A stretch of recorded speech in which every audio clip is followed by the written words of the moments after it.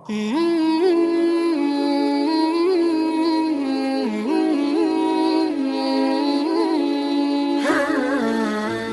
بات اور بڑی ضروری ہے اور میرا دل کرتا ہے یہ تقریر روز کی جائے۔ اخلاق حسنہ کا کمال یہ ہے کہ خوددار رہ کے زندگی گزارے، عزت نفس کے ساتھ، یہ ہاتھ پھیلانا چھوڑ دے، یہ امیروں کی جیبیں دیکھنی چھوڑ دے۔ آپ یقین کریں کبھی بڑی بڑی تکلیف ہوتی ہے۔ ایک اجتماع میں، ایک پروگرام میں گیا تو وہاں قاری صاحب نے ایک سابقہ ایم پی اے صاحب کو بلایا ہوا تھا، تو کھانے کی میز پہ بیٹھے تو وہ علماء کو نصیحتیں کر رہے تھے،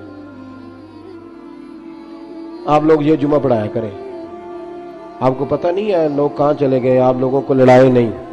تو میں اس لیے خاموش رہا کہ اب انہوں نے فنڈ بھی دیا ہوگا، علماء بیچاروں کی مجبوری ہوتی ہے، جیب سے کہاں خرچ ہو سکتا ہے، اتنے پیسے نہیں ہوتے، تو کسی جگہ سے اب وہ نصیحتیں کرنے لگ گیا، آپ لوگ ان کو جمع کریں۔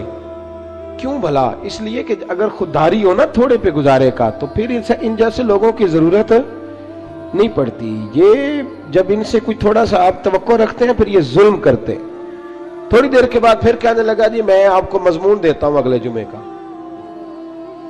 آپ نے اگلے جمعے یہ تقریر کرنی ہے، تو پھر میری بھی کئی دفعہ مجبوری ہے، کچھ رگیں ایسی ہیں جو نہیں سانس لینے دیتی، وہ رضا کے نیزے کی مار ہے کہ عدو کے سینے میں غار ہے، پھر کسے چارہ جو ہی کا وار ہے کہ یہ وار وار سے پار ہے۔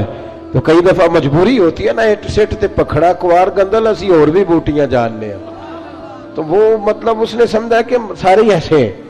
تو کہنے لگا جی پھر بولے آپ وعدہ کرتے ہیں، میں کہا چوری صاحب کی کم کر دے ہو، کہتا پانڈے بنانے، میں کہا وہی بنایا کرو تیان نال، یہ علماء کے معاملات میں مداخلت بند کر دیں، آپ کو کیا پتا کیا موضوع بیان کرنا ہے، آپ علماء کو مشورہ دیں گے، جائے کام کریں اپنا۔ کبھی کسی نے اٹھ کے پائلٹ کو مشورہ دیا ہے کہ جہاز صحیح چلا، اس کے پاس ٹریننگ ہے، وہ مرضی کرے گا، جس طرح کا اس کا دل کرے گا وہ چلائے گا۔ کبھی کسی نے بس کے ڈرائیور کو اٹھ کے مشورہ دیا ہے کہ یہ والا گیئر لگا، گاڑی یہ گیئر مانگ رہی ہے۔ آپ خدا کا خوف کریں، یہ 8 سال مدرسے میں پڑھا ہے، اس کو پتہ ہے اس نے کیسے کر کے دین چلانا ہے۔ اور علماء نے الحمدللہ علماء یہ جتنی آپ کو کہتے ہیں جی مولویوں نے کیا کیا ہے، تو میں نے کہا مسجدیں کم ہوتی ہیں، قرآن سنانے والے زیادہ ہوتے ہیں، یہ علماء کی محنت ہے اللہ کے فضل سے۔ ہر مسجد میں اذانیں ہوتی ہیں، جمعے کا خطبہ ہوتا ہے، یہ علماء کی محنت۔ اور پھر میں نے ان سے قبلہ سے بھی عرض کی، میں نے کہا چھوڑ دے آپ ہمیں بلائیں، مسجد والا سپیکر چلائیں، اب کوئی بندوبست نہ کریں، آپ مسجد کی چٹائیاں بچھائیں، ہم کو محتاج ہے کہ ہمیں بہت زیادہ بندوبست ہوگا تو نوٹ گریں گے تو تب بھی تقریر ہوگی، یہ رسول اللہ کا دین ہے۔ اگر کفار مکہ کے مجمع میں کھڑے ہو کے اکیلے جناب ابو بکر صدیق مصطفیٰ کی شانیں بیان کر سکتے ہیں تو ہم بھی ہر جگہ کھڑے ہو کے بیان کر سکتے ہیں، کوئی ایسا مشکل کام نہیں ہے۔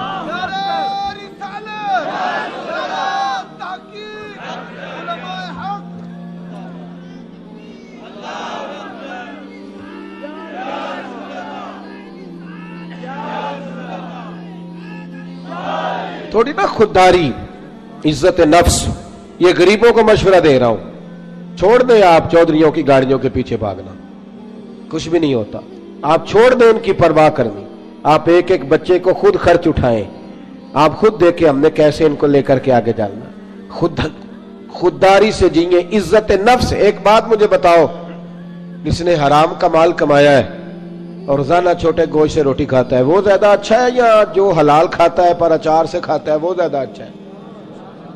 آپ عجیب بات کرتے ہیں میاں۔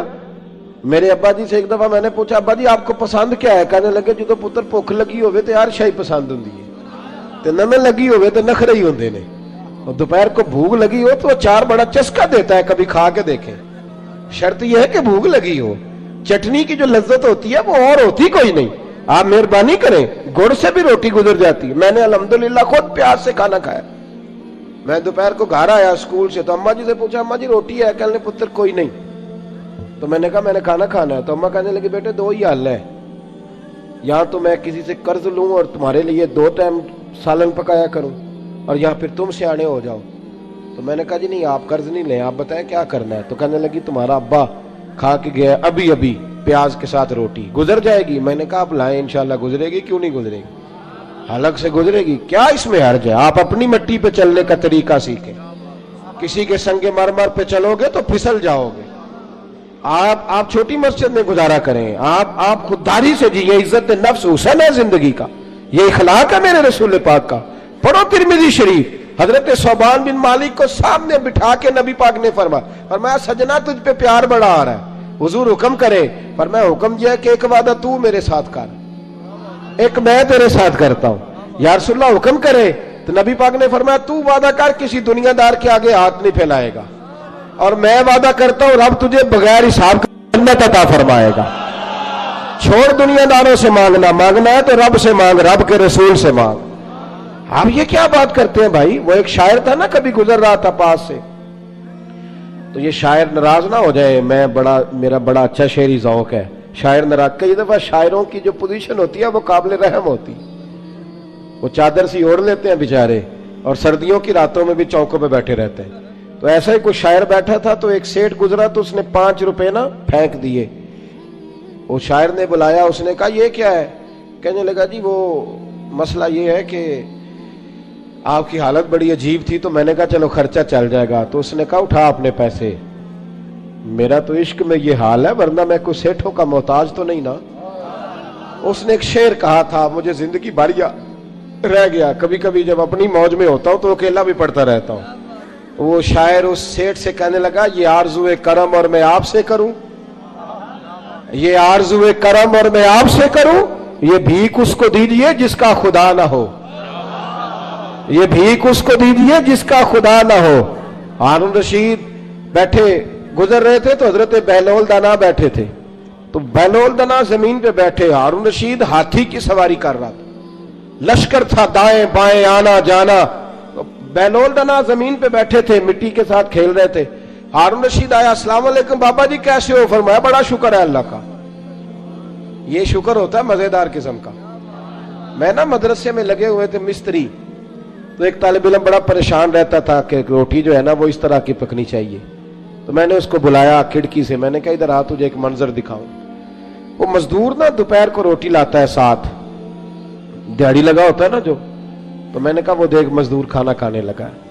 वो अचार 2 रोटियों के बीच रख के लाया है, और फिर टूटियों पे बैठ के उसने हाथ धोए, फिर पानी का गिलास भरा, फिर उसने जब रोटी खोली ना तो वो पोने को भी सारा अचार लगा हुआ था, और फिर उसने कई दफा बिस्मिल्लाह पढ़ी, और फिर जब वो रोटी खा रहा था, रोटी खा के फिर उसने पोना लपेटा, और उसकी आंखों में रेत थी, पर जब वो शुक्र अदा कर रहा था ना, और हाथ बांध बांध के आसमान की तरफ देख रहा था, तलफ्फुज तो इतना अच्छा नहीं था उसका, पर उसकी बॉडी लैंग्वेज कह रही थी जो बयान कर रहा है ना वो रूहों से बयान कर रहा है, वो अंदर से आवाज आ रही है अंदर से। ये 300 रुपया शाम को मजदूर को दिहाड़ी मिलती है, तो वो 3 दफा हाथ साफ करता है, फिर बिस्मिल्लाह शरीफ कह के पकड़ता है। तो जो खतीब साहब कहते हैं कि वो 35,000 अकाउंट में करा देना, उन्होंने तो कभी बिस्मिल्लाह नहीं पढ़ी।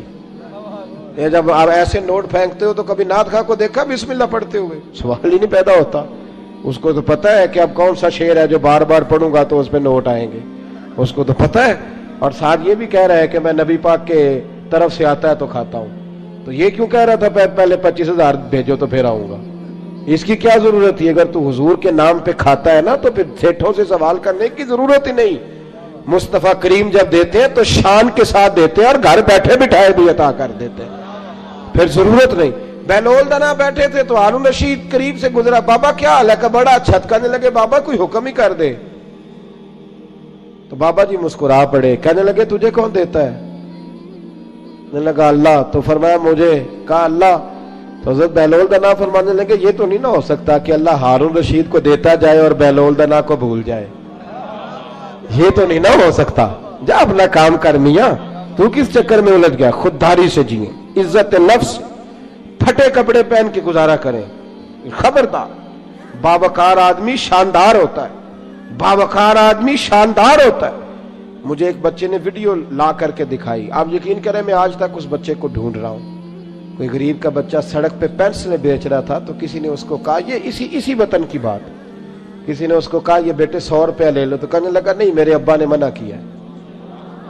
उसने कहा पेंसिल की मजदूरी लेना, मिसवाक बेच लेना, लेकिन पुत्र किसी से 100 रुपया नहीं लेना, फिर मांगने की आदत हो जाती है। फिर इंसान को मुफ्त के दस्तरखान पे मजा आता है। हजरत सालिम बिन अब्दुल्ला बिन उमर जनाब उमर के पोते तवाफ काबा कर रहे थे, बैतुल्लाह का तवाफ कर रहे थे। तवाफ करते करते खाना काबा के दरवाजे के सामने मकाम मुल्तजिम के पास खड़े हुए तो खलीफा अब्दुल मलिक बिन मरवान आ गया। अस्सलामु अलैकुम के बाद कहने लगा, हुजूर मैं गवर्नर हूं मक्के का, कोई हुक्म हो तो बताइएगा। तवाफ मुकम्मल हुआ, खाना काबा के गेट के कोई हुक्म? तो हज़रत सालिम बिन अब्दुल्लाह फरमाने लगे, यार तुझे किस पागल ने गवर्नर बना दिया है, किस बेवकूफ ने तुझे ये ओहदा दिया? कहते मुझे भी कोई मर्द पहली दफा मिला था, मेरे पैरों तक पसीना आ गया, मैं खिदमत पूछने आया तो उन्हें क्लास लगा दी, किस बेवकूफ ने तुझे गवर्नर बनाया? मैंने कहा हुजूर क्या हुआ? कहने लगे तू अजीब आदमी, अल्लाह के घर में आके बैतुल्लाह के सामने खड़े होके रब करीम के घर के दरवाजे के पास आके भी मैं दुनियादारों से मांगूंगा, यहां आके भी मैं नवाबों से सवाल करूंगा, चल दौड़ जा। वो कहते मैं कांपने लग गया कि ये किस मर्द से मुलाकात हो गई है। यहां तो आपको पता है ना, अल्लाह खैर करे, मुसल्ले के नीचे जो मर्जी रख दो, कोई हाल ही नहीं, इल्ला माशाअल्लाह। कहते हैं कि किधर से आ गया तू, चल दौड़। फरमाते हैं कि मैं ना बड़ा परेशान हुआ। वो खलीफा कहते हैं मैं वहां से फारिग होकर तो बाहर निकल गया, मस्जिदुल हराम से बाहर, जैसे आज लोग बाबे अब्दुल अजीज से बाबे फहद से बाहर निकलते, कहते बाहर आ गया, वहां खड़ा हुआ तो हजरत वहां आए। मैंने कहा हुजूर अब तो बैतुल्लाह सामने नहीं, अभी कोई हुक्म कर दें। तो मुस्कुरा पड़े, कहने लगे तुझे बड़ा शौक है तो बता, तुझसे दीन मांगू कि दुनिया मांगू? मैंने कहा हुजूर दीन तो आपके पास है, मेरे पास तो दुनिया ही है।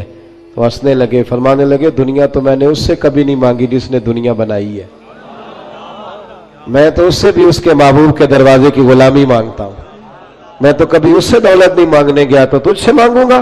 खुददारी, खुददारी, इज्जत नफ्स।